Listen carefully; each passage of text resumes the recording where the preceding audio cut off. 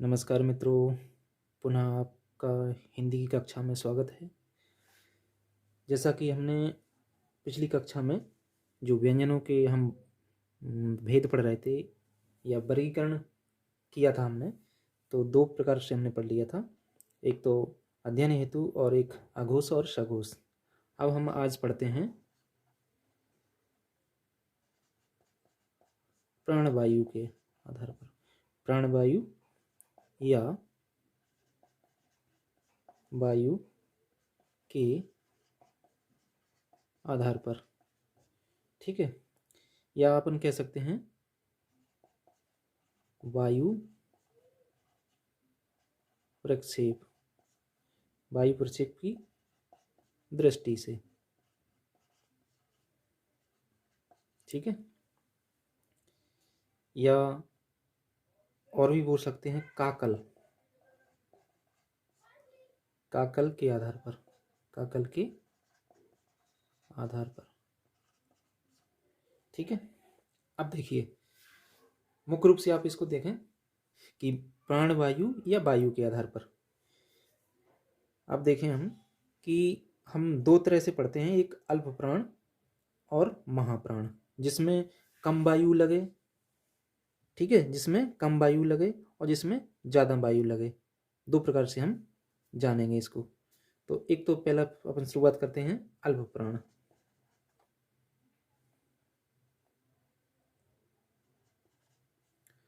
अल्प प्राण मतलब कम किसमें वायु लगती है, कम वायु किस वर्ण में या कौन कौन से वर्ण में लगती हैं। तो देखो सही, इसमें आएंगे अब तो सभी स्वर आएंगे। क्या आएंगे? सभी स्वर। और वर्ग का, वर्ग के कौन कौन से? पहला, तीसरा और पांचवा। ठीक है, वर्ग के कौन कौन से? पहले, वर्ग के पहले, तीसरे और पांचवें, सभी वर्गों के। ठीक है, और फिर आएगा आपका अनुस्वार, और फिर आएगा और अंतस्थ, अंतस्थ। तो आप देखेंगे कि इनकी संख्या कितनी हो रही है। देखेंगे 11 स्वर हो गए। अब वर्ग के पहले, तीसरे और पांचवें अक्षर कौन कौन से होते हैं? जैसे का वर्ग की बात करें तो हम का होगा, फिर गा होगा और फिर अंग होगा। तो तीन तीन तीन है और 5 वर्ग हैं, तो कितने हो गए? 15, 15 हो गए। अब बताइए अनुस्वार कितने हैं? 2 का 1, 1। ठीक है, चलिए फिर आगे देखते हैं अपन, अंतस्थ कितने हैं? 4। तो हम टोटल करेंगे, इसका योग हो जाता है कितना? 31। अब प्रश्न पूछा जाए आपके लिए कि वर्णों में जो अल्प प्राण हैं उनकी संख्या कितनी है, तो आप उत्तर देंगे कितने? 31। यदि प्रश्न पूछा जाता है कि अल्प प्राण वर्ण हैं स्वरों में, तो आपका उत्तर क्या होगा? क्या होगा? सभी स्वर मतलब 11 है ना, संख्या 11 होगी। और वर्ग के कौन कौन से वर्ण आते हैं? तो पहला, तीसरा, पांचवा। तो इनको आप देखिए, इसमें किसी प्रकार का भी प्रश्न बन सकता है, तो आप अपने हिसाब से सोचकर भी और बना सकते हैं प्रश्न। ठीक है, अब आगे देखिए। अब दूसरा आता है आपका महाप्राण। क्या आता है? महाप्राण। अब नाम सुनने पर ही पता चलता है, महाप्राण माने ज्यादा वायु लगने। क्या लगे? ज्यादा वायु लगे। तो देखिए ऐसे कौन कौन से वर्ण है। एक तो देखिए वर्ग का दूसरा और चौथा और विसर्ग, और बचा अपना ऊष्म, है ना। कितने हो गए देखिए।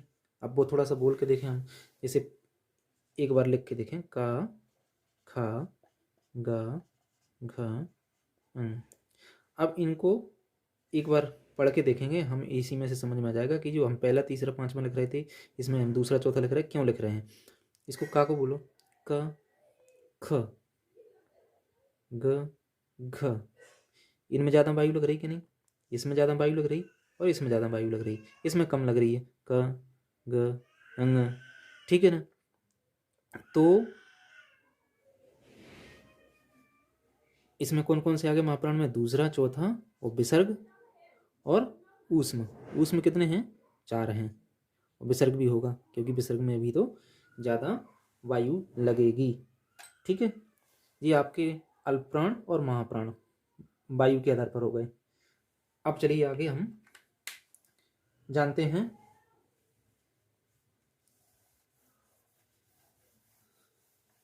मित्रों, वीडियो को जरूर पूरा देखें। हो सकता है कोई एक मिनट ऐसा हो कि उसमें आपके लिए कोई ऐसा प्रश्न मिल जाए जो आपको नहीं आता हो, या कोई तरीका ऐसा हो कि हम इसको सीख रहे हैं, तो आप वीडियो पूरा जरूर देखें। देखिए, अब हम पढ़ते हैं उच्चारण के आधार पर।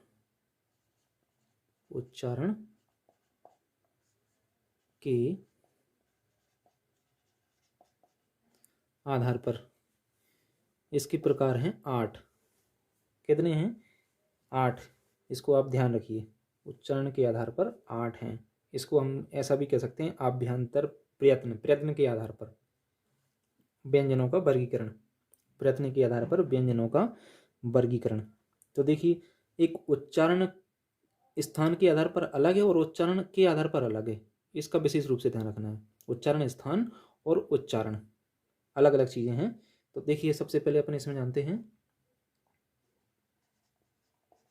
स्पर्श, ठीक है। स्पर्श में जो वर्ण आएंगे कौन कौन से आएंगे देखेंगे हम। का, ट, त, प। जे हम आगे लिख देते हैं वर्ग। व, पा वर्ग के 4 वर्ण, शुरू के 4 वर्ण।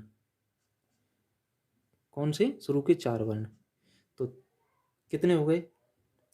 हमने देखो वर्ग कौन कौन से लिए? का, ट, त, प, मतलब 4 वर्ग छोड़ दिया है। तो संख्या इनकी कितनी हो गई? 4 4 ले रहे हैं। और इसमें से एक वर्ग छोड़ दिया, तो कितने हुए? 16, ठीक है। अब देखिए आगे दूसरा है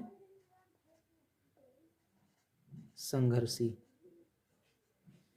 संघर्षी में आप देखेंगे, एक तो आपका सा, श, स, हा, ठीक है। ये आपके संघर्षी में आएगी। और ए भी देखने को मिलते हैं। कौन कौन? ये क, ख, ग, ज, फ। ये नुक्ता लगा होना चाहिए, ठीक है। अब देखिए आगे तीसरा स्पर्श संघर्षी। इसमें चा वर्ग आएगा। कौन सा? चा वर्ग के प्रथम 4 के प्रथम 4। तो चा, छ, जा, झा आ जाएगा, ठीक है। अब देखिए चौथा प्रकार है आपका नासिक या अनुनासिक। नासिक के आधार पर, ठीक है। तो इसमें आपके जो वर्ग के 5वें वर्ण होते हैं ना, वही आ जाएंगे इसमें सभी। तो वो कितने पांचों कौन कौन से होते हैं आप समझ रहे होंगे। एक तो हो गया क्या? अंग हो गया, या हो गया, ण हो गया, न हो गया और म हो गया। ये पांचों आते हैं। तो ये क्या है? नासिक वर्ण है, ठीक है। अब 5वां है आपका स्पर्शहीन। स्पर्शहीन, स्पर्शहीन कहें या इन्हें अपन अर्धस्वर कहते हैं। स्पष्ट है, हम जब अर्धस्वर की बात आई तो आप तुरंत समझ गए होंगे कि अर्धस्वर किसे कहते हैं हिंदी में। या और वाकु, ठीक है। ये तो दोनों आ गए। अब 6वां है आपका प्रकंपित। प्रकंपित या उसे कहते हैं लुंठित। लुंठित, ये है र। ठीक है, अब आता है सातवां आता है आपका पार्श्विक।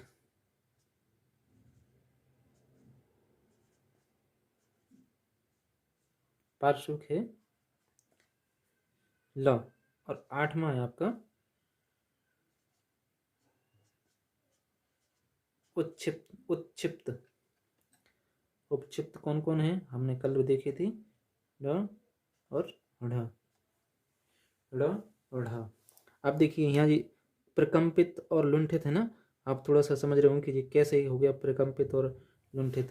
तो आप इसको बोल के देखेंगे हम, जीव कंपन करे, कर दिए कहीं, र बोलने पर कांप सी रही है, तो इसलिए ये कहलाएगा प्रकंपित। अब देखिए ये पार्श्विक पार्श्व का मतलब होता है बगल।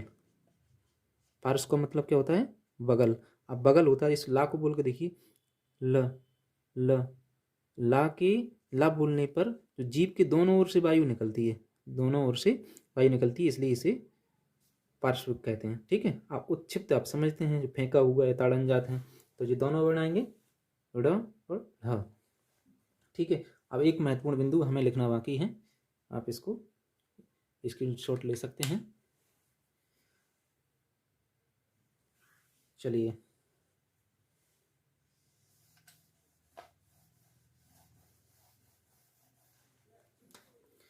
महत्वपूर्ण बिंदु है, क्या है, चा वर्ग को स्पर्श संघर्षी व्यंजन कहा जाता है। ध्यान देने वाली बात है, हम इसको पहले पढ़ चुके हैं कि चा वर्ग तो स्पर्श में भी आता है, लेकिन जो महत्वपूर्ण बिंदु ये आया है कि संघर्षी, स्पर्शी तो है, संघर्षी भी है, इसलिए इसको स्पर्श संघर्षी कहा है। तो आप इसको ध्यान रखें कि जो चा वर्ग है ना, वो स्पर्श संघर्षी के अंतर्गत आता है। ठीक है, चलिए मित्रों, आज की कक्षा अपन यहीं समाप्त करते हैं, और सभी से निवेदन है कि वीडियो को पूरा जरूर देखें, इससे आपके लिए कुछ ना कुछ मिलेगा उसमें। हमें पता है कि आप अच्छा पढ़ रहे हैं, लेकिन कुछ ना कुछ नया मिलेगा, कुछ ना कुछ ऐसा मिलेगा कि जो हम यहाँ से सीख सकते हैं। ठीक है, तो अगली कक्षा में कल मिलते हैं। नमस्कार।